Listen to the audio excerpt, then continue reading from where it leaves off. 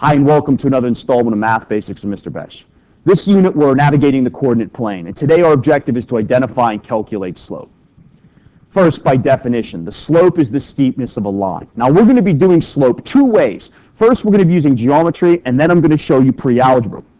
The geometry method is the rise over the run. And what this does is it makes a fraction where my numerator is my rise, my denominator is my run. What we need to do to use the rise over the run method is we need the coordinate plane, we need a line, and we need at least to know 2 points on that line. And the technique's very specific, so pay attention to this. From left to right, we want to identify the very first point, just like we read. And the very first point is lowest on the line. And what we need to do is identify exactly how far up, how many units do I have to travel, how many blocks do I have to go to get directly across from that higher point further to the right. And when I do that, that is 8 units or 8 blocks. And that becomes my numerator of my fraction. That is my rise. Then I need to travel over to the right. Count exactly how many units or how many blocks I need to do to get exactly on that second point, and that is 4 units. So my fraction is 8 over 4. 8 is my rise, 4 is my run. And remember, you always got to take a fraction and reduce it down into lowest terms. 8 over 4 becomes 2 over 1. And this is my slope. My rise being 2, my run being 1. What this means is any point I find on this line, for every 2 blocks I go up and 1 block I go over, I still am on top of that line. All right? So my slope is 2 over 1. Another thing I want you to note is the direction in which the line is traveling. If my line from left to right goes up, like a rocket shooting from the ground, this is referred to as a slope that has a positive slope. And notice 2 over 1 is a positive value. Conversely, giving you another example of a negative slope. This time, when I travel from left to right, I'm not going up. I'm not counting how many units I travel up. I'm traveling down. Rise can be both up and down. All right, your run in my technique is always going to go over to the right. So the bottom line is your run value will always be positive, but your rise value can either be positive or negative depending upon the direction in which you're traveling.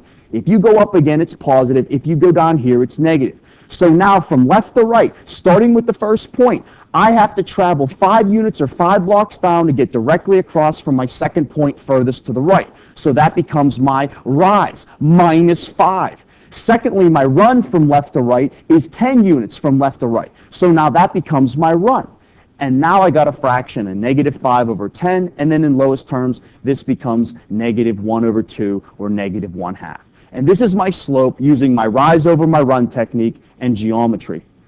The second technique that I have is using the slope formula. This is the pre-algebra. My slope formula is m equals y2 minus y1 on top. That is my numerator, my fraction. My denominator of my fraction is x2 minus x1. Now, how to use this formula is simple. You need to have 2 points. You need to know 2 points, and basically all you do is substitute the values in. To identify which is x1 and which is y1 and which is x2 and which is y2, it depends on what you see first. The very first point that you see becomes the x1 and the y1 value. It's that simple. It doesn't have to be that way, but it should be that way.